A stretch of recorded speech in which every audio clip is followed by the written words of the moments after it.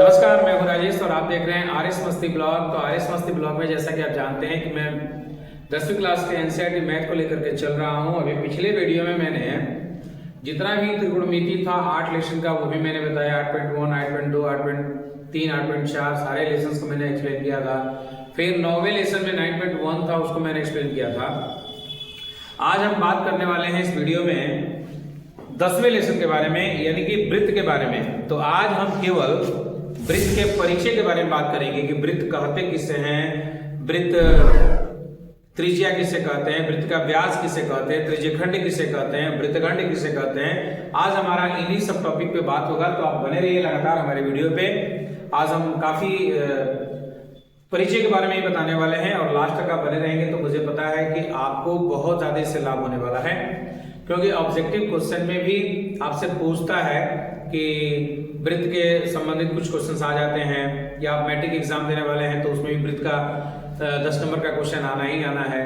तो हर तरीके से ये वीडियो आपके लिए खास होने वाला है, तो अंत तक बने रहिए हमारे वीडियो के साथ। देखते हैं, सवाल है कि वृत्त कहते किसे हैं। वृत्त आपके हिसाब से एक गोल चीज है। तो यहाँ पे बड़ा कंफ्यूजन होता है बच्चों को।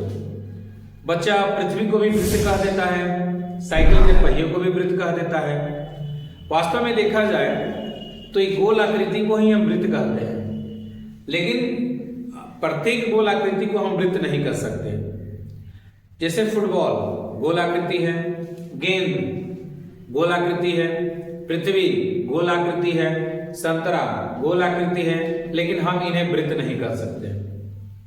चूड़ी गोल आकृति है, साइकिल का पहिया गोल आकृति है, गाड़ी का चक्का गोल आकृति है, पृथ्वी के ऊपरी किनारा भी गोल आकृति है, तो इन्हें हम वृत्त कहेंगे। फिगर बनाने से स्पष्ट नहीं होता है, आप इमेज देख पा रहे होंगे, उससे आपको क्लियर हो जाएगा कि गोला और वृत्त में क्या अंतर है। वृत्त का मतलब केवल किनारा ऐसे घिरा होना चाहिए, गोला का मतलब वो चारों तरफ से ऐसे गोल होना चाहिए। ठीक है, ये गोला है। अब दोनों में फर्क क्या है? दोनों में इक्वेशन है कि इनके भी केंद्र होते हैं, इनके भी केंद्र होते हैं। ठीक है, लेकिन हम डिफिनेशन कैसे देते हैं?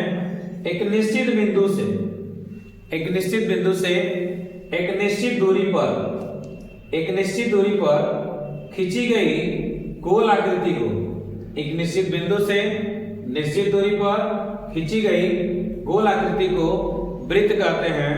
यानी जहां से जिस बिंदु को हमने स्थिर माना है उसे हम केंद्र कहते हैं। क्या कहते हैं? केंद्र कहते हैं। यानी वृत्त के मध्य भाग के बिंदु को केंद्र कहते हैं। और एक जो निश्चित दूरी हमने लिया है इसको हम त्रिज्या कहते हैं।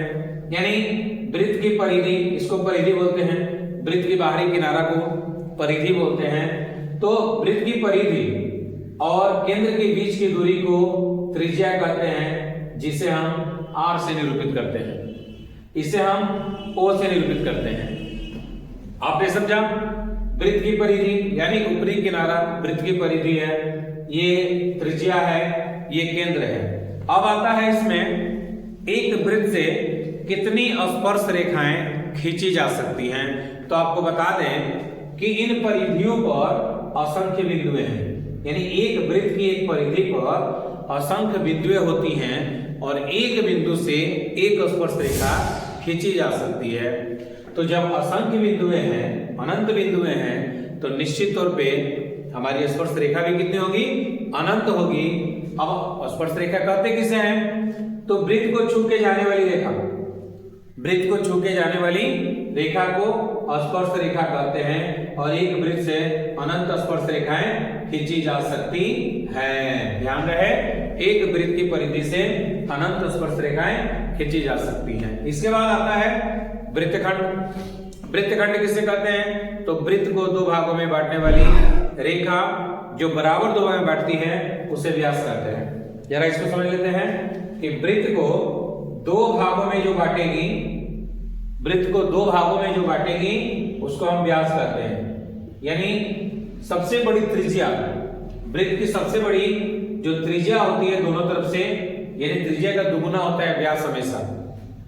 त्रिज्या का दुगुना होता है तो वृत्त को दो भागों में बांटने वाली सबसे बड़ी रेखा, जिसको हम व्यास कह सकते हैं, व्यास की कई परिभाषा है।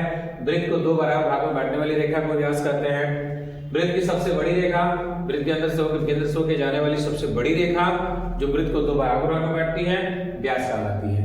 इसके बाद व्यास को हम डी से निरूपित करते हैं और डी का मान होता है 2r, यानी डी का जो मान होता है त्रिज्या का दुगुना होता है, यानी r का त्रिज्या का हम दुगुना कर देंगे तो डी का वैल्यू निकल जाएगा।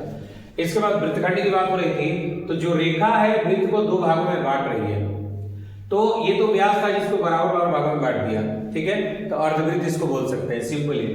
लेकिन एक वृत्त का केंद्र है और अन्य कहीं से जो केंद्र से होकर नहीं जाती है, ये इसको जीवा बोलते हैं। क्या बोलते हैं? जीवा बोलते हैं। तो जो जीवा होती है वृत्त को भी दो भागों में बांटने का काम करती है।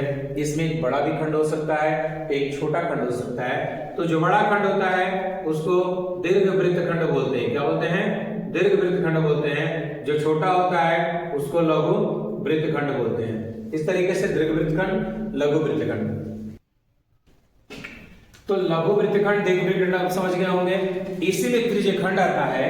तो मान लीजिए कि जो त्रिज्या होती है ना, त्रिज्या, इस त्रिज्या के द्वारा जो खंड बनता है, इसमें ये हो गया लघु त्रिज्य खंड, इसको बोलेंगे लघु त्रिज्य खंड, और इसको बोलेंगे दीर्घ त्रिज्य खंड। यानी त्रिज्या के कारण जो खंड बना, त्रिज्या के कारण, इसको हम बोलते हैं लघु त्रिज्य खंड और इसको दीर्घ त्रिज्य खंड। वो अलग फॉर्मूला होता है। आपने दो तीन बातें समझा, केंद्र क्या है, त्रिज्या क्या है, परिधि क्या है, स्पर्श रेखा क्या है, व्यास क्या है, लघु वृत्तखंड, दीर्घ वृत्तखंड क्या है, लघु त्रिज्य खंड और दीर्घ त्रिज्य खंड क्या है।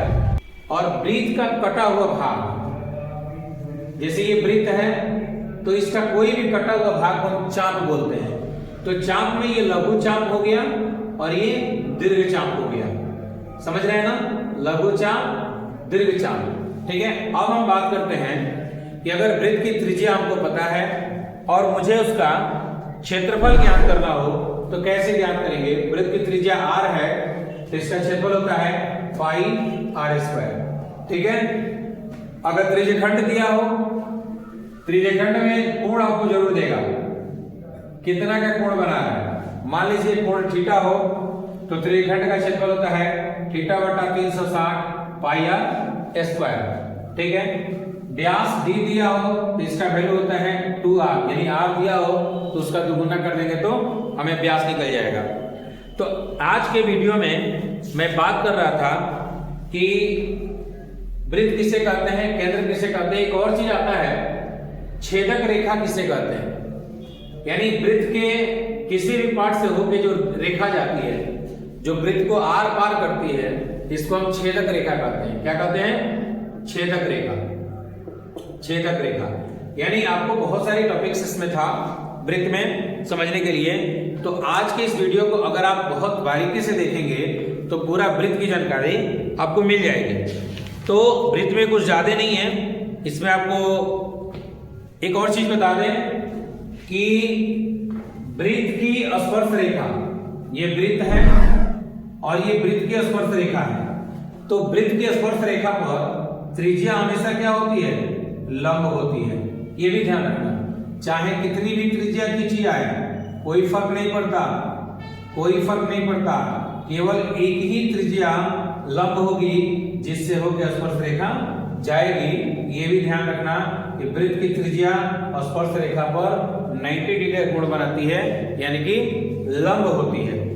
तो ये था आज के टॉपिक में वृत्त के बारे में बहुत सारी जानकारी। अब हम आगे पढ़ेंगे वृत्त से संबंधित सवालों के बारे में, ठीक है। फिर मिलते हैं अगले वीडियो में, तब तक के लिए नमस्कार।